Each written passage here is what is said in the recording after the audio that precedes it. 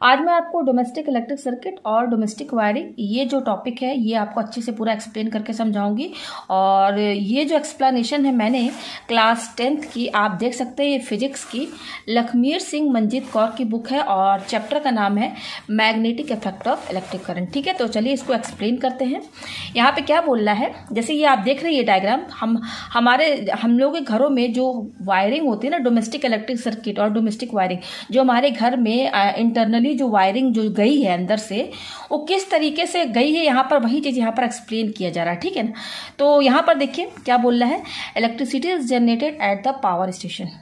हम जानते हैं कि जो हमारे घरों में इलेक्ट्रिसिटी आ रही है वो कहाँ बनता है, कहाँ जनरेट होता है, पावर स्टेशन। पावर स्टेशन जहाँ पर आपको इलेक्ट्रिसिटी यहाँ पर जनरेट की जाती है और फिर पावर स्टेशन से उस इलेक्ट्रिसिटी को हर घरों में पहुंचाया जाता है। आप देखिए आगे क्या लिखा है, it is brought to our homes by 2 thick copper wires और aluminium wires fixed over tall electric poles और बाय अंडरग्राउंड केबल्स। यहाँ पे क्या बोल रहा है कि जो पावर स्टेशन में जो इलेक्ट्रिसिटी जनरेट होती है, क्योंकि उसको सभी जगह पहुंचाना होता है, तो किस तरीके से वो हमारे घरों में आता है पावर स्टेशन से, वो 2 थिक कॉपर वायर्स, 2 मोटे वायर्स होते हैं।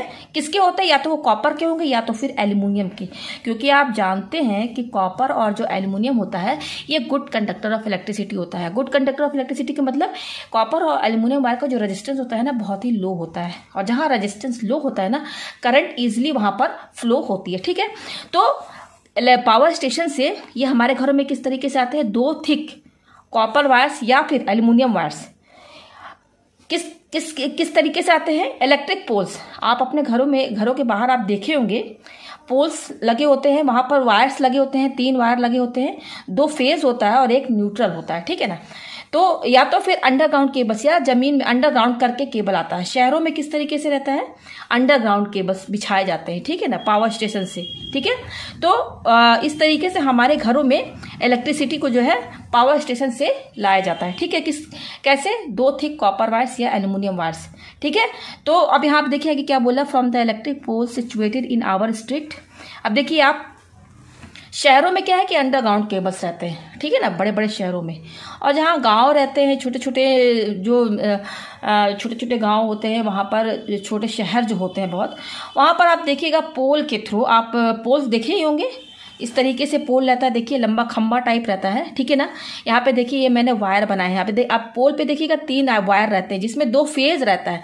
फेज 2, यहाँ पर फेज किसको कहा जाता है, लाइव वायर को, एल वायर, जो लाइव वायर होता है, 2 फेज रहता है और 1 न्यूट्रल रहता है। ठीक है, तो यहाँ पे क्या बोल रहा है, from the electric pole situated in our street, जो हमारे स्ट्रीट में जो पोल रहते हैं ना, खंबे, वह इलेक्ट्रिक पोल जो रहते हैं, वहां से क्या करते हैं, हर घरों में 2 वायर्स जो है पोल से लिए जाते हैं। ठीक है ना, तो मान लीजिए यहाँ पर ये पोल है, देखिए ये पोल है। ठीक है, आप अपने घर के बाहर देखिएगा, ठीक है ना, इस तरीके से पोल रहता है। ठीक है, यहाँ पर ये इलेक्ट्रिक पोल रहता है, यहाँ पर देखिए 3 इस तरीके से, यहाँ से 3 वायर सब जगह जाते हैं। ठीक है ना, अब इसे 3 वायर, यहाँ पे देखिए 3 वायर रहते हैं। हमको क्या चाहिए, लाइव वायर और न्यूट्रल वायर, जिसके लिए हमें 2 वायर हम जो है पोल से लेते हैं, पोल से कनेक्ट करते हैं। तो यहाँ पर देखिए ये जो 2 रहता है, ये 2 जो रहता है फेज रहता है, लाइव वायर। ठीक है ना, ये जो 2 वायर रहते हैं इसको लाइव वायर कहते हैं, या फिर इसको फेज वायर बोलिए, और नीचे वाला जो रहता है वो न्यूट्रल वायर रहता है। तो हमें क्या चाहिए, लाइव वायर और न्यूट्रल वायर चाहिए। ठीक है ना, तो हम क्या करेंगे, पोल से, यहाँ देखिए हमको लाइव चाहिए और न्यूट्रल वायर चाहिए, तो हम यहाँ से 2 वायर जो है, आप देखिए कटिया लगाकर सिस्टम जो है कई घरों में आते हैं पोल से। ठीक है ना, तो यहाँ से ये 2 वायर जो है इस तरीके से हम पोल से कनेक्ट करके, ठीक है, आप देखिए पोल में इस तरीके से कनेक्ट रहता है।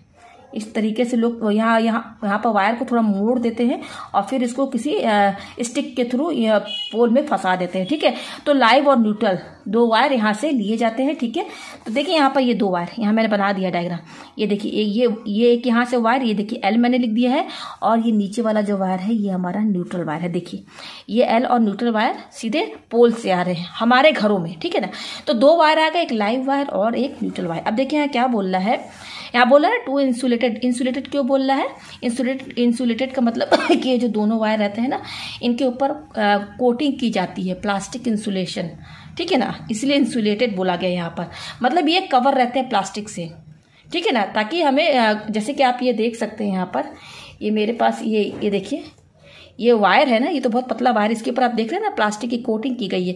तो ये जो लाइव और न्यूट्रल वायर जो हम अपने घरों में पोल से लेकर आते हैं ना, तो उसमें प्लास्टिक की इंसुलेशन होती है, इसीलिए इसको इंसुलेटेड वायर बोला जा रहा है। ठीक है, हमारे घरों में आते हैं। उसके बाद देखिए क्या बोला, one of this wire is called the live wire. मैंने आपको सब बता दिया कि एक वायर जो रहता है उसको हम लाइव वायर बोलते हैं। देखिए यहाँ लिखा ना लाइव वायर पढ़ा जाता है and it is at higher potential of 220 volt. अब यहाँ पे बोल रहा है ना, जो दो वायर हम पोल से लेते हैं ना, तो एक लाइव वायर होता है, एक न्यूट्रल वायर होता है, और जो एक लाइव वायर होता है ना उस पर 220 वोल्ट रहता है।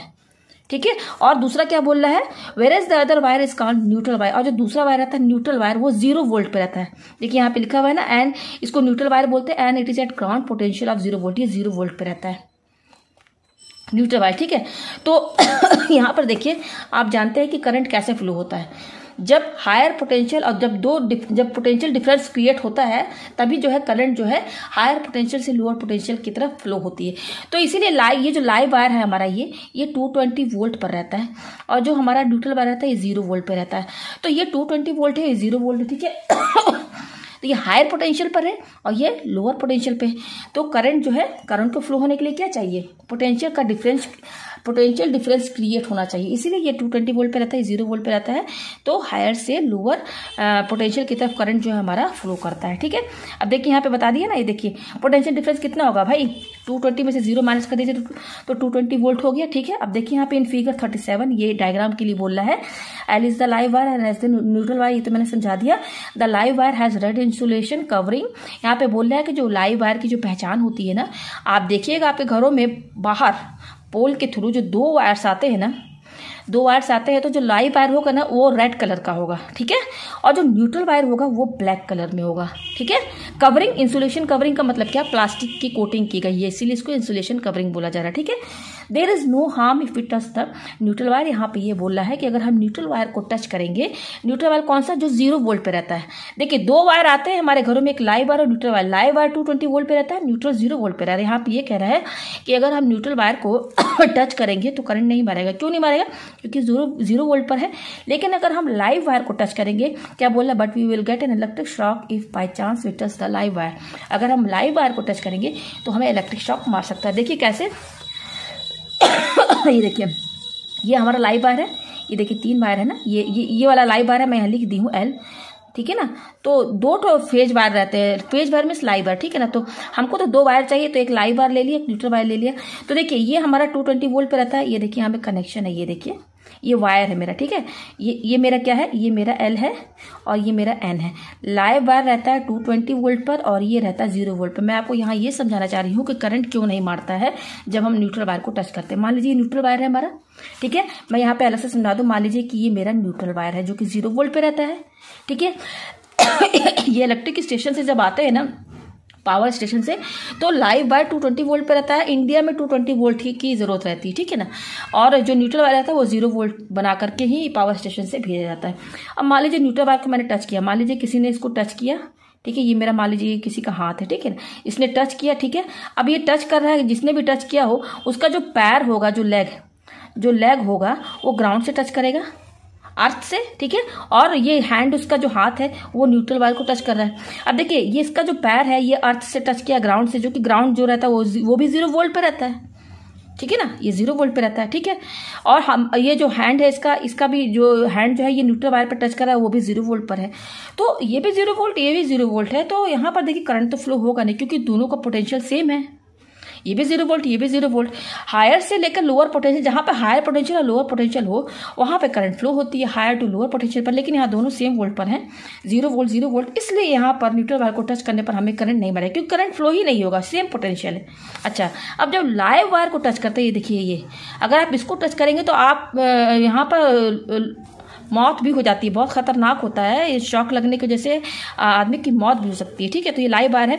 अब देखिए ये लाइव वायर है हमारा, ये 220 वोल्ट है। ठीक है, अगर मान लीजिए इसको हम टच करते हैं, ठीक है, इसको किसी ने टच किया तो टच करेगा तो ये ऑलरेडी 220 वोल्ट पर है। अच्छा, जिसने भी टच किया उसका पैर तो ग्राउंड पर है, टच कर रहा है जो कि 0 वोल्ट पर है। ठीक है, इसको जब टच करेंगे तो ये 220 वोल्ट पे 0 वोल्ट पर है, ये हायर पोटेंशियल है और ये लोअर पोटेंशियल है।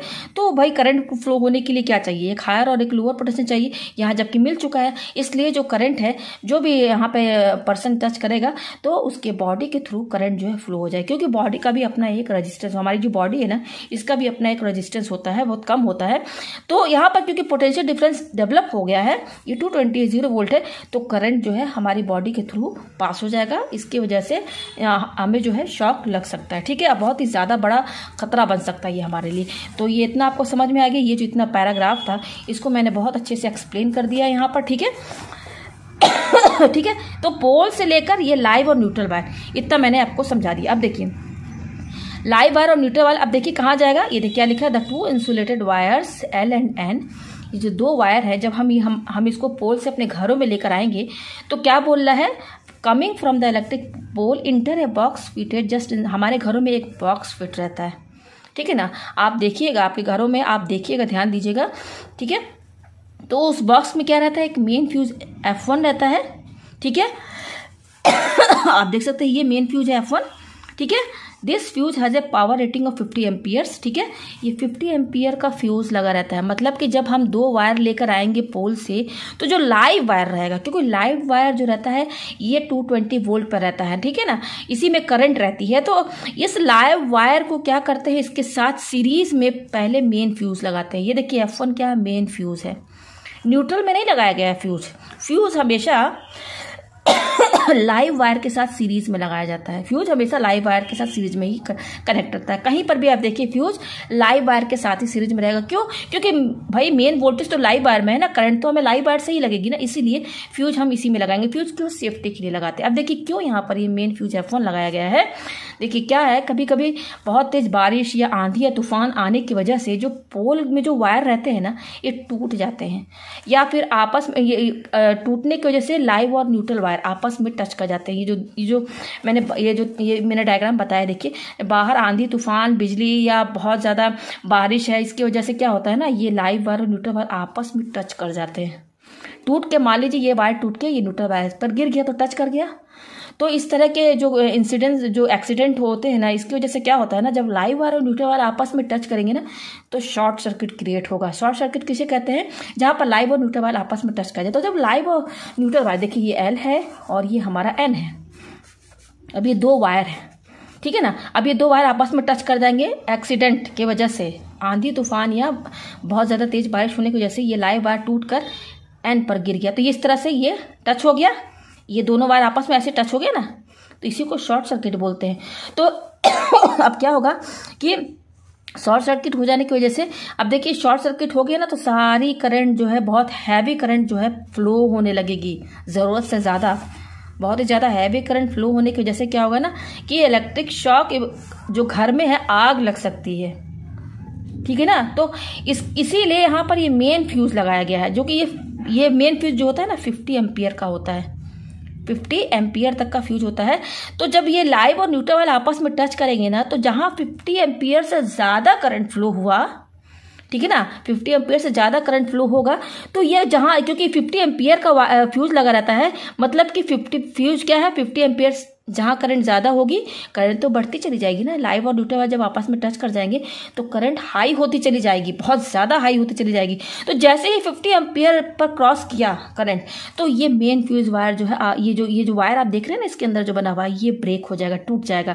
तो ये टूट जाएगा, तब देखिए यहाँ पर ये मान लीजिए L वायर है और यहाँ पर ये फ्यूज लगा हुआ है, ठीक है। तो मैंने बताया ना कि ये है, इस तरीके से ये फ्यूज बना हुआ है। तो जब 50 एम्पियर का मेन फ्यूज रहता है, ये जो फ्यूज है ना ये 50 एम्पियर का, हर फ्यूज जो है ना कई करंट एम्पियर के आते हैं। कोई फ्यूज 3 एम्पियर का रहता है, कोई 5 एम्पियर का फ्यूज रहता है। क्योंकि ये जो हमारा जो मेन फ्यूज लगा हुआ है, इसके पहले जो है पोल से लाइव और न्यूट्रल वायर आ रहा है ना, तो ये जब टच आपस में कर जाएंगे तो बहुत ही हैवी करंट फ्लो होगा। तो इसलिए यहाँ पर जो मेन फ्यूज जो यूज़ किया जाएगा ना, बहुत हाई रेटिंग का फ्यूज यूज़ किया जाएगा। क्या लिखा है यहाँ पे देखिए, this fuse has a high rating of about 50 ampere. यहाँ पर 50 एम्पियर का जो है हमें यहाँ पे मेन फ्यूज जो है यूज़ करना पड़ेगा। तो जब ये 50 एम्पियर से करंट ज़्यादा फ्लो होगी ना, तो ये जो वायर है ना यहाँ पे ब्रेक हो जाएगा। देखिए जब ब्रेक हो जाएगा तो क्या होगा, ये देखिए जब ये टूट जाएगा तो ये देखिए इस तरीके से यहाँ से जल के टूट जाएगा इस तरीके से, ये फ्यूज है। तो अब देखिए यह लाइव वायर जो कि ऑलरेडी 220 वोल्ट पे है, तो करंट यहाँ से यहाँ जाएगी, ठीक है। तो यहाँ तो अब यहाँ टूट गया, यहाँ ओपन सर्किट हो गया ना, तो करंट तो आगे जा नहीं पाएगी। तो 50 एम्पियर से जहाँ ज़्यादा करंट हुआ ये फ्यूज ब्रेक हो जाएगा और करंट आगे जा नहीं पाएगी। जब करंट आगे जाएगी नहीं तो हमारा जो भी इलेक्ट्रिकल अप्लायंसेस है, हमारे घरों में जो भी लोड है, जो भी वायरिंग की गई है, वो जलेगा नहीं, वो बच जाएगा सेफ्टी की वजह से, ठीक है ना, इस मेन फ्यूज की वजह से बच जाएगा। इसलिए यहाँ पर मेन फ्यूज F1 जो है यहाँ पर लगाया गया है, ठीक है। अब क्या बोल रहा है यहाँ पर देखिए, The two line wires then enter the electricity meter M, which records the electrical energy consumed by us in the unit of kilowatt hours, ठीक है ना। तो यहाँ पर देखिए मेन फ्यूज लगा दिया गया है और यहाँ पर ये मीटर लगाया गया है, ठीक है। मीटर क्या करता है, हम जो दिन भर जो इलेक्ट्रिसिटी यूज़ करते हैं ना, तो वो यूनिट में यहाँ बताता है, ठीक है ना, कितनी इलेक्ट्रिकल एनर्जी कंज्यूम हुई है वो इस मीटर में रिकॉर्ड हो जाता है। और फिर हम जो हर महीने जो बिल जमा करते हैं ना, तो जो भी चेक करने आते हैं वो यहाँ से देख करके वो हमें बता देंगे कि इतना आपने जो है इलेक्ट्रिकल एनर्जी जो है आपने यूज़ किया है, तो फिर उस हिसाब से हम अपना बिल जमा करते हैं, ठीक है ना। तो ये मीटर इसीलिए यहाँ पर लगा रहता है। तो यहाँ पर जो मेन फ्यूज है और जो मीटर है ना, ये क्या बोल रहा है यहाँ पर, the main fuse and the meter are both installed by the electric supply department of our city. जो हमारी सिटी में जो इलेक्ट्रिकल सप्लाई डिपार्टमेंट होते हैं ना, वहीं मेन फ्यूज और मीटर साथ में लगाते हैं, ठीक है। अब देखिए यहाँ पर क्या बोल रहा है, The two wires coming out of the meter are connected to a main switch S। अब यहाँ पर देखिए मैंने आपको बता दिया ना कि जो पोल से लाइव और न्यूट्रल वायर आते हैं, तो सबसे पहले जो लाइव वायर है वो तो मेन फ्यूज से सीरीज में रहता है, मेन फ्यूज जो है लाइव वायर के साथ सीरीज में कनेक्टेड है। उसके बाद देखिए यहाँ से लाइव वायर यहाँ से निकला, ठीक है, मेन फ्यूज से यहाँ से, और ये न्यूट्रल वायर है, ठीक है, न्यूट्रल वायर है। अब ये लाइव और न्यूट्रल वायर क्या मीटर से कनेक्ट हुए, मीटर से कनेक्ट होने के बाद देखिए मीटर से कहाँ, देखिए ये मीटर से और ये मीटर से ये लाइव और न्यूट्रल वायर, ठीक है, ये कहाँ जा रहे हैं, मेन स्विच में। देखिए ये मेन स्विच है ना, यहाँ पर लाइव और न्यूट्रल वायर जो है मेन स्विच से कनेक्ट हुए। अब देखिए यहाँ क्या बोल रहा है, मेन स्विच बोल रहा है ना, जो लाइव वायर और न्यूट्रल वायर है जो मीटर से आए हैं, देखिए ये हमारा मीटर है, ठीक है। तो ये वाला वायर लाइव वायर है और ये न्यूट्रल वायर है, ठीक है। तो ये लाइव वायर और न्यूट्रल वायर मीटर से निकलकर किस में जा रहा है, मेन स्विच। ये देखिए मेन स्विच एस बना हुआ है। तो मेन स्विच के बारे में क्या बोल रहा है, the main switch is to switch off the electricity supply when required so as to repair any fault in the internal wiring. देखिए हमारे घरों में जो लाइव और न्यूट्रल वायरिंग की गई है ना, जो हमारे घरों में जो सॉकेट लगे होते हैं ना 3 पिन वाले, तो 3 पिन वाले सॉकेट के अंदर से वायरिंग गई, दीवार के अंदर से वायरिंग की गई है। तो अगर मान लीजिए कभी कोई फॉल्ट हो गया, ठीक है ना, इंटरनल वायरिंग, मान लीजिए कभी कभी इंटरनल वायरिंग आपस में जो है वो ओपन हो जाते हैं या शॉर्ट हो जाते हैं, कुछ भी फॉल्ट हो जाता है, तो उसी लिए ना उस फॉल्ट को रिपेयरिंग करने के लिए ना यहाँ पर मेन फ्यूज जो है लगाया गया है। तो जब भी रिपेयरिंग करनी होगी तो उसके लिए क्या करना होगा, यहाँ से देखिए स्विच दिया हुआ है, ये लाइव वायर का स्विच है और ये न्यूट्रल वायर का स्विच है। तो यहाँ से हम जब लाइव और न्यूट्रल वायर यहाँ से मेन स्विच ऑफ कर देंगे ना, तो लाइव और न्यूट्रल वायर बिल्कुल ऑफ हो जाएंगे। मतलब अब जब इसको ऑफ कर देंगे तो लाइव वायर से कोई वोल्टेज नहीं आगे जा पाएगा और न्यूट्रल वायर भी जो है ये भी ऑफ रहेगा बिल्कुल, ठीक है ना। तो यहाँ से बिल्कुल ऑफ हो जाएगा। इसके बाद जो भी रिपेयरिंग है हम आराम से करवा सकते हैं, तो उससे हमें करंट नहीं मारेगा, शॉक नहीं लगेगा, क्योंकि हमने मेन स्विच यहाँ पर ऑफ कर दिया है। लाइव और न्यूट्रल वायर दोनों आपस में ऑफ हो गए हैं बिल्कुल, ठीक है ना। तो यहाँ पे क्या बोला, the main switch is to switch off the electric supply when required so as to repair any fault in the internal wiring, ठीक है ना। तो इंटरनल वायरिंग में जब भी कोई फॉल्ट होता है ना, तो उसको रिपेयर करने के लिए हम यहाँ पर क्या करते हैं, मेन स्विच हमारे घरों में लगा होगा, आप देखिएगा जरूर अपने घरों में, ठीक है ना, या अपने पेरेंट्स से जरूर पूछिएगा, ठीक है। तो ये मेन स्विच को, यहाँ मेन स्विच से हम क्या कर सकते हैं, लाइव और जो न्यूट्रल वायर आ रहा है ना, उसको हम डिस्कनेक्ट कर सकते हैं टोटली, ठीक है ना। अब देखिए क्या बोल रहा है, after the main switch there is another fuse F2 in the live wire. अब देखिए मैंने आपको पहले ही बता दिया है कि फ्यूज हमेशा लाइव वायर के साथ सीरीज में कनेक्ट होता है, ठीक है। अब देखिए यहाँ पर मेन स्विच के बाद देखिए यहाँ ये लाइव वायर है, न्यूट्रल वायर है, ये लाइव वायर है, न्यूट्रल वायर है, ठीक है। अब ये देखिए लाइव वायर है तो एक और फ्यूज लगा है, कंज्यूमर फ्यूज, ठीक है। देखिए क्या बोल रहा है, after the main switch there is another fuse F2 in the live wire, this is called consumer fuse. इसको कंज्यूमर फ्यूज बोलते हैं। ये मेन फ्यूज है जो कि शुरू में लगता है। अब यहाँ मेन स्विच के बाद जो फ्यूज लग रहा है उसको कंज्यूमर फ्यूज बोला जा रहा है। देखिए क्या बोल रहा है आगे, it is very important to note here that usually there are 2 separate circuits in a houses. देखिए हमारे घरों में दो तरह का सेपरेट सर्किट यूज होता है, अलग अलग दो सर्किट यूज होता है। और वो दोनों अलग अलग सर्किट जो होता है, एक जो सर्किट होता है ना, देखिए क्या यहाँ पे क्या बोल रहा है, क्या बोला, it is very important to note here that usually there are two separate circuits in a house, the lightning circuit with a 5 ampere fuse and the power circuit with a 15 ampere fuse। देखिए हमारे घरों में दो तरह का circuit use होता है, separate रहता है, वो दोनों सर्किट जो है आपस में सेपरेट रहता है। एक सर्किट होता है जिसको कि लाइटनिंग सर्किट कहा जाता है, जो कि जिसमें 5 एम्पियर का फ्यूज लगा रहता है। तो ये जो 5 एम्पियर और दूसरा जो सर्किट रहता है ना, उसको हम पावर सर्किट बोलते हैं, जो जिसमें 15 एम्पियर का फ्यूज लगा होता है। ठीक है ना, हमारे घरों में दो तरह के सेपरेट सर्किट यूज होते हैं और उन दोनों सेपरेट सर्किट्स का अलग अलग फ्यूज होता है। एक सर्किट का जो फ्यूज होता है वो 5 एम्पियर का लगता है और दूसरा जो पावर सर्किट होता है 15 एम्पियर का फ्यूज लगा होता है। The lightning circuit is for running low power rating devices such as electric bulb, tube light, fan, radio and TV etc। यहाँ पर क्या बोल रहा है, देखिए दो तरह का सर्किट यूज होता है, मैं यहाँ पे आपको समझा दूं। तो यहाँ पर जो ये जो 5 एम्पियर फ्यूज और ये जो 15 एम्पियर फ्यूज है ना, इसी को कंज्यूमर फ्यूज बोला गया है। यहाँ पर देखिए इस बुक में जो है ना, यहाँ पर देखिए इस बुक में क्या बता रहा है आपको, ऑन द, यहाँ देखिए क्या बोल रहा है, बट टू मेक सिंपल हाँ वी विल डिस्क्राइब ओनली। इस बुक में लाइटनिंग सर्किट के बारे में बता रहा है। देखिए दो तरह के सर्किट यूज होता है, सेपरेट सर्किट रहता है, दोनों आपस में अलग अलग सेपरेट रहते हैं, उनका फ्यूजेस अलग रहता है। देखिए सेपरेट सर्किट यूज होते हैं दो, कौन कौन सा, एक होता है लाइटनिंग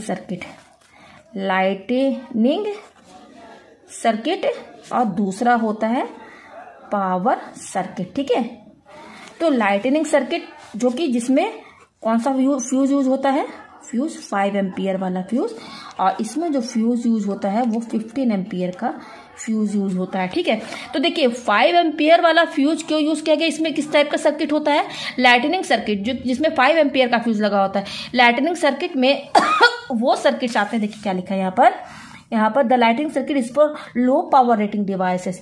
वो इलेक्ट्रिकल अप्लायंसेस यूज होते हैं 5 एम्पियर में, जो कम करंट फ्लो करते हैं, कम करंट ड्रॉ करते हैं। जैसे कि यहाँ पर देखिए क्या लिखा हुआ है, उसमें क्या क्या आ जाएंगे आपके, electric bulb, tube light, fan, radio and TV.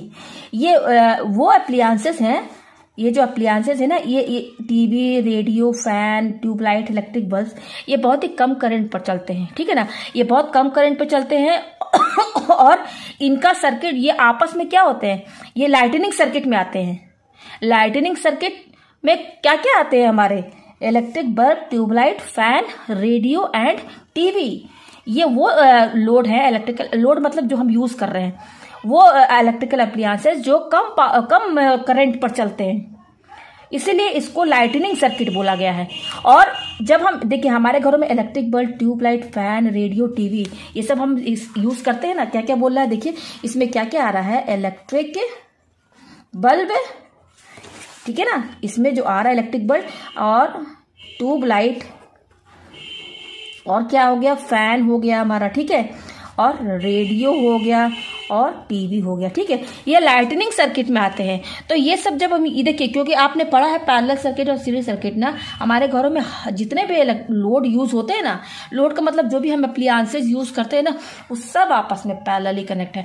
तो यहाँ पर देखिए इलेक्ट्रिक बल्ब हो गया, ट्यूबलाइट हो गया, फैन हो गया, रेडियो, टीवी हो गया, इन सबका अपना अलग अलग कनेक्शन है और ये सब लोड जो है आपस में पैरेलली कनेक्ट होते हैं। तो मैंने बता दिया लाइटनिंग सर्किट और पावर सर्किट। अभी मैं लाइटनिंग सर्किट का बता रही हूँ।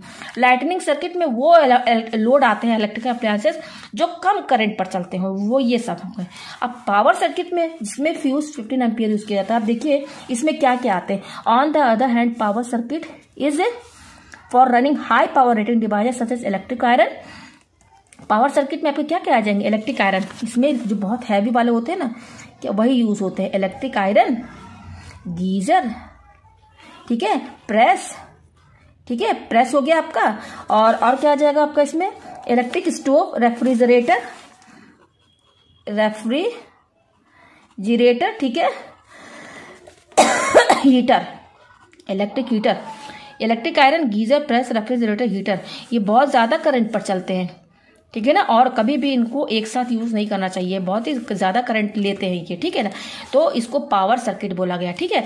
तो ये इनका जो सर्किट बनता है ना, ये सेपरेट रहता है और इनके फ्यूजेस भी आपस में अलग होते हैं, सेपरेट रहते हैं। देखिए कैसे, अब देखिए इस बुक में आपको केवल लाइटनिंग सर्किट का ही बताया गया है, ठीक है ना। अब हायर क्लासेस में आप पूरा डिटेल अच्छे से पढ़ेंगे, मैं केवल आपको लाइटनिंग सर्किट का बता दूं। यहाँ पर देखिए ये जो लाइटिंग कंज्यूमर फ्यूज है ना, ये जो 5 एम्पियर फ्यूज और 15 एम्पियर फ्यूज जो बता रहा है ना, इसी को कंज्यूमर फ्यूज बोला गया, ठीक है। इस बुक में आपको लाइटनिंग सर्किट के बारे में बताया गया है। तो लाइटनिंग सर्किट का फ्यूज मैंने बता दिया, दोनों का फ्यूज अलग अलग होता है। तो केवल इस लाइटनिंग सर्किट का मैं बता दूं आपको। मान लीजिए ये क्या है, आपका कंज्यूमर फ्यूज है ना, यहाँ मैं बना देती हूँ ये फ्यूज हो गया, ठीक है। ये फ्यूज है, इसको ये क्या है मेरा कंज्यूमर फ्यूज। मैं अभी आपको बता रही हूँ लाइटनिंग का, ठीक है। लाइटनिंग सर्किट, इसको हम बोलेंगे कंज्यूमर फ्यूज, और जो पहला था उसको हम मेन फ्यूज बोलते हैं। ये 15 एम्पियर का रहता है, इसको ध्यान दीजिएगा, 50 एम्पियर। और कंज्यूमर फ्यूज में यहाँ पर 2 फ्यूज लगे होंगे, एक होगा 5 एम्पियर, एक 15 एम्पियर का। मैं केवल 5 एम्पियर वाला बता रही हूँ लाइटनिंग सर्किट का। तो ये मेरे 5 एम्पियर का है 5 एम्पियर का ये फ्यूज है, ठीक है। अब देखिए इस 5 एम्पियर फ्यूज में मैंने बता दिया ना कौन कौन से इलेक्ट्रिक एप्लायंसेस आएंगे जो बहुत कम करंट पे चलते हैं। Electric bulb, tube light, fan, radio, TV, TC, ये सब आपस में पैरेलली कनेक्ट होते हैं। आपने पढ़ा होगा इसके पहले टॉपिक पे पैरेलल और सीरीज कनेक्शन। तो देखिए ये आपस में पैरेलल कनेक्ट होता है। तो चलिए मैं बना ही देती हूँ यहाँ पर पैरेलल। तो ये मेरा क्या है, इलेक्ट्रिक बल्ब है ना, तो मैं यहाँ पर इलेक्ट्रिक बल्ब बना देती हूँ। ये बल्ब हो गया, ठीक है। फिर क्या है इसके पैरेलल ट्यूबलाइट, ये क्या बोला है इसके बाद ट्यूबलाइट है ना, तो ये मैं यहाँ पर ट्यूबलाइट बना देती हूँ, ठीक है। ये रहा ट्यूबलाइट, ठीक है। उसके बाद क्या है, फैन में यहाँ बना देती हूँ। तो फैन में थोड़ा इस तरीके से, किस तरीके से बनाऊँ ये मेरा फैन हो गया, ठीक है। फिर क्या, रेडियो, तो रेडियो मैं छोड़ देती हूँ, टीवी बना देती हूँ, ठीक है ना। ये टीवी हो गया। मैंने बताया ये सब आपस में पैरेलली कनेक्ट होता है, ये देखिए, ठीक है। यहाँ देखिए ये लाइव वायर है, ये लाइव वायर देखिए कंज्यूमर फ्यूज के पहले ये देखिए मेन स्विच है, मेन स्विच के बाद ये यहाँ पर देखिए ये लाइव वायर है, न्यूट्रल वायर है। अभी मैंने बताया लाइव वायर के साथ जो है फ्यूज सीरीज में रहता है। तो ये लाइव वायर आ रहा है, ये लाइव वायर कहाँ से आ रहा है, ये मेन स्विच है ना, यहाँ से आ रहा है। तो केवल मेन स्विच के बाद से मैं ये डायग्राम बनाई हूँ, ठीक है। ये लाइव वायर हो गया। अब लाइव वायर के साथ ये कंज्यूमर फ्यूज लगा है 5 एम्पियर का। ये लाइटनिंग सर्किट का मैं बता रही हूँ। लाइटनिंग सर्किट में ये सब आते हैं जो बहुत कम करंट लेते हैं, ये आपस में सब पैरेलली कनेक्ट है, ठीक है। अब ये फ्यूज क्यों लगाया गया है यहाँ पर 5 एम्पियर का, ये इस सर्किट का है। इसी तरह का सर्किट दूसरा होगा एक पावर सर्किट का, वो भी इसी तरीके से होगा। वहां पर क्या होगा, 15 एम्पियर का फ्यूज होगा। क्या होगा, 15 एम्पियर का फ्यूज होगा। तो अभी आप फिलहाल यहीं पढ़िए, ठीक है। तो ये 5 एम्पियर का फ्यूज क्यों लगाया गया, ठीक है। फ्यूज क्यों लगाया जाता है, सेफ्टी के लिए। फ्यूज अगर हम नहीं लगाएंगे तो हमारे घरों में आग भी लग सकता है, और हमारा जो लोड है ना, लोड मतलब ये सब खराब हो सकता है, जल सकता है, ठीक है। इसलिए फ्यूज लगाया जाता है। तो फ्यूज लगाया जाता है शॉर्ट सर्किट से बचने के लिए और ओवरलोडिंग से बचने के लिए लगाया जाता है, ठीक है। ओवरलोडिंग का मतलब क्या है, मान लीजिए हम जरूरत से ज्यादा एक साथ बहुत ढेर सारा एप्लायंसेस जो है यूज कर रहे हैं, ठीक है। तो ज्यादा एप्लायंसेस लोड यूज होने की वजह से, क्योंकि सब आपस में पैरेलली कनेक्ट होते हैं, ठीक है ना, आपस में पैरेलली कनेक्ट होते हैं। तो आपने पैरेलल कनेक्शन में पढ़ा है ना, पैरेलल में क्या होता है मैं बता दूं। यहाँ पर ये मेरा पैरेलल है, मैं यहाँ सर्किट ही बना देती हूँ, ठीक है। ये मान लीजिए मेरा ये पैरेलल कनेक्शन है ना, पैरेलल सर्किट और सीरीज सर्किट पढ़ा है ना, ये पैरेलल है, ये आपस में एक दूसरे के पैरेलल है ना। तो पैरेलल में क्या होता है, पैरेलल में वोल्टेज जो रहता है वो सेम रहता है, और करंट जो रहता है वो डिवाइड होता है। करंट क्या होता है, डिवाइड होता है, ठीक है। अच्छा, ये मेरा पैरेलल कनेक्शन है, ये लाइव वायर है और ये न्यूट्रल वायर है, ठीक है। ये 220 वोल्ट है, मैंने बता दिया कि 220 वोल्ट सबको मिल रहा है, पैरेलल में वोल्टेज सेम रहता है। और यहाँ पर ये लाइव वायर है, यहाँ से करंट आ रहा है, तो ये सब में करंट जो है डिवाइड हो जाएगा, इसमें तीनों में जाएगा, ठीक है। अब मान लीजिए कि हम अब जो हमने यहाँ पर देखी ये रेजिस्टेंस है ना, ये रेजिस्टेंस क्या है, ये जो लोड हमारा लगा है ना, ये बल्ब हो गया, ट्यूबलाइट हो गया, ये फैन हो गया, टीवी हो गया, इन सब का अपना एक रेजिस्टेंस होता है, ठीक है ना। इसका अपना एक रेजिस्टेंस होता है। तो इन सब की जगह मैंने इनका रेजिस्टेंस यहाँ पर शो कर दिया है, ठीक है ना। लोड का यही मतलब है, इन सब का अपना एक रेजिस्टेंस है, तो मैंने यहाँ इसको रेजिस्टेंस से शो कर दिया, ठीक है। अब यहाँ पर देखिए पैरेलल कनेक्शन में जो टोटल रेजिस्टेंस निकालने का तरीका होता है वो क्या होता है, 1/R मान लीजिए ये हमारा R1 है, ये R2 है और ये R3 है, ठीक है। तो ये 1+ यही डेफिनेशन होता है पैरेलल कनेक्शन में, जो टोटल रेजिस्टेंस निकालते यही होता है ना। तो आप देख पैरेलल में आपने पढ़ा होगा कि जो पैरेलल में जो रेजिस्टेंस होते हैं वो कम हो जाता है, कम हो जाता है कि नहीं, टोटल रेजिस्टेंस निकालेंगे तो कम हो जाएगा, ठीक है। तो यहाँ पर देखिए, तो जब आप इन तीनों रेजिस्टेंस का ओवरऑल रेजिस्टेंस निकालेंगे, यहाँ की कुछ तो वैल्यू होगी ना, रेजिस्टेंस इनका अपना रेजिस्टेंस होगा, तो यहाँ पर जो भी रेजिस्टेंस हो, जब आप इनका overall total resistance R equivalent resistance जब निकालेंगे तो सीरीज में देखिए, सीरीज में ना रेजिस्टेंस ऐड हो जाते हैं, तो सीरीज कनेक्शन में रेजिस्टेंस बहुत ज़्यादा हो जाता है, जिससे करंट कम हो जाती है। जहाँ रेजिस्टेंस ज़्यादा होगा वहाँ करंट कम होगी ना, और जहाँ रेजिस्टेंस कम होगा वहाँ करंट ज़्यादा फ्लो होगी। करंट कहाँ ज़्यादा अच्छे से फ्लो करेगी, जहाँ पर रेजिस्टेंस कम होगा, क्योंकि पैरेलल में क्या होता है, ओवरऑल रेजिस्टेंस कम हो जाता है। इस फॉर्मूले में अगर आप R यहाँ पे पुट करेंगे, जो भी रेजिस्टेंस होगा इनका अपना, तो यहाँ पे R जो ये टोटल R जो आएगा ना, ये बहुत कम हो जाएगा। कम हो जाने की वजह से करंट ज़्यादा हो जाएगी, ठीक है। तो अगर हम एक साथ ढेर सारे अप्लायंसेस यूज़ कर लेते हैं, ढेर सारे अप्लायंसेस, मान लीजिए कि अभी हम 1 2 3 ये 3 यूज़ कर रहे हैं, मान लीजिए 3 है, ये इलेक्ट्रिक बल्ब है, ट्यूबलाइट है, फैन है। मैंने मान लीजिए इसका रेजिस्टेंस R1 है, इसका रेजिस्टेंस R2 है, इसका रेजिस्टेंस R3 है। मान लीजिए मैंने 3 यूज़ मैं कर रही हूँ, ठीक है। तो ये 3 यूज़ करने पर आराम से ये अपना काम कर रहा है, ठीक है ना, कोई फॉल्ट नहीं आ रहा है। लेकिन अगर इसके साथ हम अगर और भी 3 चीज़ें और ऐड कर दें, मान लीजिए एक्स्ट्रा और लोड लगा देंगे, तो क्योंकि सब तो आपस में पैरेलल ही कनेक्ट है ना, हमारे घर के अंदर से जो वायरिंग की गई ना, सब आपस में पैरेलल है।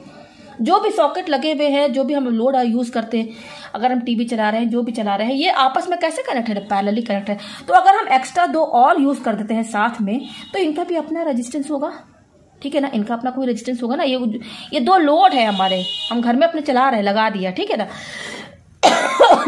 तो अब क्या होगा कि अब ये पैरेलली, अब आप जब ओवरऑल रेजिस्टेंस, इसमें आप ओवरऑल रेजिस्टेंस जब R निकालेंगे इस फार्मूले से, अब यहाँ पर आपका मान लीजिए ये R4 है, ये आपका R5 है, ठीक है।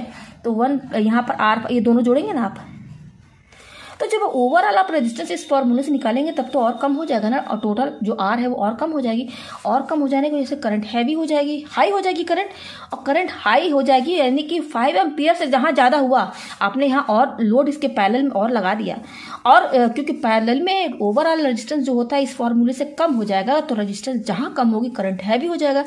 तो जब करंट हैवी हो जाएगी ना, क्योंकि मैं आपको एक चीज़ बता दूँ, जो 5 एम्पियर वाला जो यहाँ फ्यूज लगता है और जो 15 एम्पियर वाला जो फ्यूज है, और देखिए हर वायर जो होता है ना, जो भी वायर होते हैं, वायर एक किस्म का तो होता नहीं, आपने कभी मोटा देखा होगा, कभी पतला वायर देखा होगा, ठीक है। इसी तरह से वायर आप देखते होंगे ना अपने घरों में, तो हर वायर की अपनी कैपेसिटी होती है।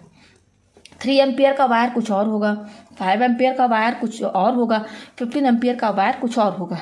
तो हर वायर की अपनी एक कैपेसिटी होती है करंट को सहने की, ठीक है ना। तो यहाँ पर जो 5 एम्पियर का फ्यूज लगा है, उसी हिसाब से 5 एम्पियर का वायर भी होगा यहाँ पर। अब जब यहाँ पर आप लोड ज़्यादा लगा देंगे, करंट बहुत ज़्यादा हो जाएगी, और 5 एम्पियर से जहाँ करंट ज़्यादा हुई, हाँ, तो क्योंकि हमारा वायर तो 5 एम्पियर वाला ही लगा है वायर, वो वायर सिर्फ 5 एम्पियर तक का ही करंट जो है झेल सकता है। अब 5 एम्पियर से ज़्यादा करंट फ्लो होगी, तो फ्लो ज़्यादा करंट होने की वजह से, क्योंकि हम जानते हैं H क्या होता है, I² RT होता है, हीट एनर्जी पढ़ा ना, H = I² RT। तो ज़्यादा करंट फ्लो होने की वजह से देखिए ये H जो है डायरेक्टली प्रोपोर्शनल टू I है, तो I ज़्यादा होगा तो ये हीट ज़्यादा हो, H ज़्यादा हो जाएगा। तो ज़्यादा करंट फ्लो होने की वजह से जो वायर हमने जो लगाया है ना 5 एम्पियर का, वो बहुत ज़्यादा गर्म हो जाएगा, और ज़्यादा हीट हो जाने की वजह से वो जल जाएगा, ठीक है, जल जाएगा हमारा। तो इससे बचने के लिए ना यहाँ पर 5 एम्पियर का फ्यूज़ लगाया गया है, ठीक है। अगर हम 5 एम्पियर का यहाँ पे फ्यूज़ नहीं लगाते हैं, तब तो हमारा वायर सह नहीं पाएगा वो करंट। अगर हम ज़्यादा और लोड यहाँ पर यूज़ कर देंगे, तो ये वायर जो है हमारा 5 एम्पियर, क्योंकि हर वायर का अपना एक कैपेसिटी होता है, ठीक है ना। 5 एम्पियर वाला वायर 5 एम्पियर तक का ही वायर जो है अपने अंदर से फ्लो करा सकता है, उससे ज़्यादा होगा तो वो वायर जल जाएगा। उससे बचने के लिए यहाँ पर कंज्यूमर फ्यूज़ लगाया जाता है। ये फ्यूज क्या करेगा, जहाँ 5 एम्पियर से ज़्यादा करंट होगा, 5 मान लीजिए ये करंट यहाँ से, मान लीजिए ये 5 एम्पियर का फ्यूज है, अब मान लीजिए यहाँ पर 5.2 एम्पियर करंट फ्लो हो रहा है, ठीक है ना। यहाँ लोड आप बढ़ा देंगे, ओवरऑल रेजिस्टेंस कम हो जाएगा, करंट ये ज़्यादा हो जाएगा यहाँ पर। तो ये 5 एम्पियर है, जहाँ 5 एम्पियर से ज़्यादा होगा तो यहाँ से ब्रेक हो जाएगा। जब फ्यूज जो है हमारा यहाँ से ब्रेक हो जाएगा तो अब तो लाइव वायर, क्योंकि लाइव वायर यहाँ से तो करंट वोल्टेज आ रहा है ना, तो अब वो करंट तो यहाँ से जा नहीं पाएगा, यहाँ पे ओपन हो गया तो करंट आगे जा नहीं पाएगी, फ्यूज हमारा यहाँ से ब्रेक हो जाएगा, तो हमारा जो अप्लायंसेस है वो बच जाएगा। तो इसीलिए यहाँ पर ये फ्यूज लगाया गया है। और ये 5 एम्पियर वाला फ्यूज हमारा लाइटनिंग सर्किट का है, उसका मैं बता रही हूँ। इसी तरह से एक और सर्किट बनेगा इसके लिए, electric iron, geyser, press, refrigerator, heater जो है ना, जिसको कि पावर सर्किट बोलते हैं, जो बहुत ज़्यादा करंट लेते हैं, ठीक है ना। इनका आप सॉकेट देखिएगा बहुत अलग होता है, थोड़ा बड़े में रहता है इनका सॉकेट, ठीक है। मैं आपको दिखाना चाहती हूँ कैसा रहता है। देखिए किस तरीके से रहता है, यहाँ पर मैं आपको दिखाना चाहती हूँ 5 एम्पियर का। ये देखिए मेरा ये फ्रिज है ना, मैंने बताया ना जो पावर सर्किट है जो ज़्यादा करंट ड्रॉ करते हैं उसमें फ्रिज भी आता है। तो देखिए इनका कनेक्शन अलग, ये देखिए ये सॉकेट रहता है, देखिए ये 16 एम्पियर या 15 एम्पियर जो भी बोल दीजिए, इसका सॉकेट अलग रहता है, ये देखिए। तो ये हमारा पावर सर्किट का जो पावर सर्किट जो है हमारा है ना, उसका ये सॉकेट है ये। और ये वाला जो आप देख रहे हैं ना, ये लाइटनिंग सर्किट का सॉकेट है। तो जो पावर सर्किट में जो हम जो इलेक्ट्रिक आयरन यूज़ करते हैं, गीज़र या प्रेस या हीटर, उनका इसी तरह इसी शेप में रहेगा और उसका स्विच भी अलग रहेगा। देखिए 16 एम्पियर या 15 एम्पियर जो भी बोल लीजिए, तो इनका फ्यूज़ भी अलग होगा, ठीक है। तो ये मैंने आपको बता दिया इस तरीके से रहता है, ठीक है। तो आप ये समझ गए यहाँ पर कि कंज्यूमर फ्यूज का यहाँ पर क्या यूज़ है, ठीक है। ये सब आपस में पैरेलली कनेक्ट है। और फ्यूज क्यों लगाया जाता है, ये तो जो मैंने अभी आपको समझाया ना, जब लोड बढ़ा देंगे तो किस तरीके से करंट बढ़ जाएगा, मैंने समझा दिया आपको, इसको ओवरलोडिंग कहते हैं। तो ओवरलोडिंग से बचने के लिए फ्यूज लगाते हैं। और एक दूसरा क्या होता है, शॉर्ट सर्किट। शॉर्ट सर्किट कब होता है, मान लीजिए जो हमारा लोड लगा हुआ है ना, जैसे मान लीजिए कि हमारा ये टीवी है, हाँ, अब टीवी के अंदर से मान लीजिए वायर आपस में टच कर गए किसी वजह से, ठीक है। तो लाइव और न्यूट्रल वायर आपस में जब टच कर देंगे ना तो शॉर्ट सर्किट होगा, तो बहुत ज़्यादा हैवी करंट फ्लो होगा। हैवी करंट फ्लो होगा यानी कि 5 एम्पियर से ज़्यादा फ्लो हो जाएगा। तो हमारा वो जो लोड है ना, जो फॉल्ट हुआ है जिसमें, वो हमारा जल जाएगा, ख़राब हो जाएगा और फायर भी हो सकता है घरों में, ठीक है। तो उससे भी बचने के लिए यहाँ पर ये फ्यूज लगाया जाता है। जहाँ 5 एम्पियर से ज़्यादा करंट, जैसे मान लीजिए शॉर्ट सर्किट होता है, तो शॉर्ट सर्किट में तो करंट बढ़ती चली जाएगी, क्योंकि यहाँ से तो करंट जा रही है ना लाइव वायर से। तो करंट 5 एम्पियर से जहाँ ज़्यादा हुई तो ये फ्यूज यहाँ से ब्रेक हो जाएगा, तो करंट आगे जा नहीं पाएगी, तो हमारा लोड भी बच जाएगा और हमारी सेफ्टी भी हो जाएगी, ठीक है ना। तो इसलिए यहाँ पर ये कंज्यूमर फ्यूज लगाया जाता है, ठीक है। तो ये कंज्यूमर फ्यूज के बाद ये जो सर्किट आपका दिखा रहा है ना, ये देखिए यहाँ पर बिल्कुल ये सर्किट जो है ना, यहाँ पर मैंने समझा दिया, यही सर्किट है, इसी तरीके से मैंने यहाँ पर समझा दिया अलग से थोड़ा सा, ठीक है ना। ये हो गया। अब देखिए लाइव और न्यूट्रल वायर तो आप समझ गए। दूसरा क्या है, अर्थिंग। अर्थिंग वायर जो है, देखिए यहाँ पर अर्थिंग जो है हमें खुद से करवाना पड़ता है। तो अर्थिंग जो है सभी घरों में हर सॉकेट के अंदर से गया है। अर्थिंग किस लिए लगाया जाता है, सेफ्टी के लिए लगाया जाता है, ठीक है ना। अर्थिंग किस लिए लगाई जाती है, मान लीजिए कि हमारा अप्लायंसेस है, जो लोड है, जैसे मान लीजिए हमारा इलेक्ट्रिक आयरन है, ठीक है। देखिए यहाँ पे बता रहा है, ये देखिए ये इलेक्ट्रिक आयरन है हमारा, ठीक है। इलेक्ट्रिक आयरन है, ये देखिए मेटल केस है ऊपर वाला जो है, यहाँ ये जहाँ पर हम अपने हाथ रख के इसको पकड़ के प्रेस को यूज करते हैं, ठीक है। मान लीजिए किसी वजह से करंट इसमें आ गया है, मान लीजिए लाइव वायर जो है इसके मेटल केस पे टच कर गया है, लाइव वायर मेटल केस पर, जो इसका मेटल केस है उस पर टच कर गया है, तो करंट जो है पूरे बॉडी पर आएगा, पूरे बॉडी पर करंट आएगी। तो आप देखिएगा अक्सर आप कूलर को, जब गर्मियों में हम कूलर यूज करते हैं, कभी कभी हम जब कूलर टच करते हैं तो हमें थोड़ा सा शॉक लगता है ना। कभी कभी आप प्रेस भी छूते होंगे तो कभी आपको झटका मारा होगा, ऐसा होता है, अक्सर कईयों के साथ हुआ होगा। ऐसा क्यों होता है, तो अर्थिंग नहीं लगी होती इसलिए ऐसा होता है, ठीक है ना। तो ये जो शॉक लगता है ना, हमें उससे बचने के लिए अर्थिंग की जाती है। तो अर्थिंग किससे की जाती है, जो हमारा मेटल केस होता है ना, जो भी हमारा लोड है, उसका जो अपर केस जो होता है ना, जो उसका बॉडी होता है ना, वहां से वायर कनेक्ट किया जाता है अर्थिंग को, हर लोड से, ठीक है ना। हर लोड, जो भी लोड हम यूज करते हैं, चाहे वो टीवी हो गया, चाहे हमारा फ्रिज हो गया, चाहे हमारा कूलर हो गया, चाहे जो भी हो गया, ठीक है ना। तो ज्यादातर जो अर्थिंग की जाती है ना, जो हमारा बहुत जो हाई पावर रेटिंग वाला जो इलेक्ट्रिकल अप्लायंसेस होता है ना, जो कि ज्यादा करंट पर चलते हैं, मैंने बता दिया ना, ये electric iron, geyser, press, refrigerator, heater, इसमें ज़्यादा इसमें अर्थिंग की ज़्यादा ज़रूरत होती है।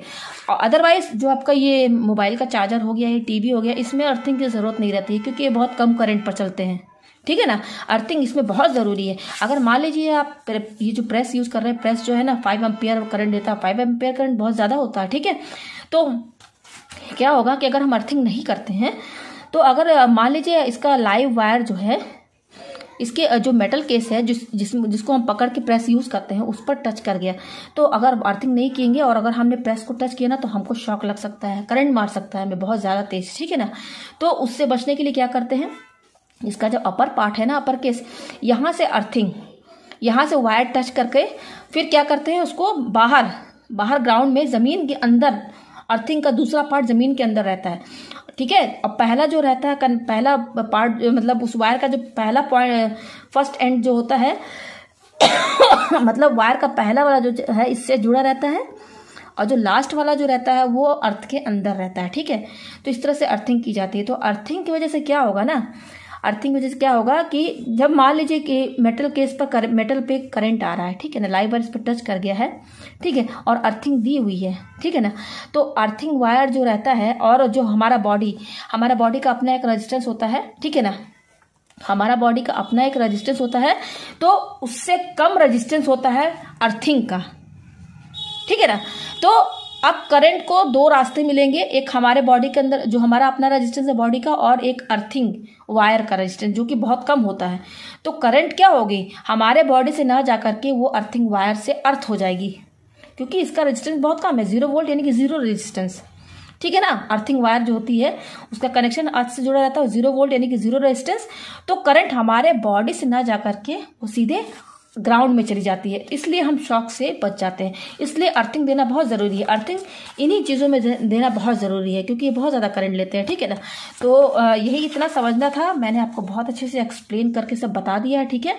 और जहाँ आपको ना समझ में आया मुझे कमेंट करके ज़रूर बताएं।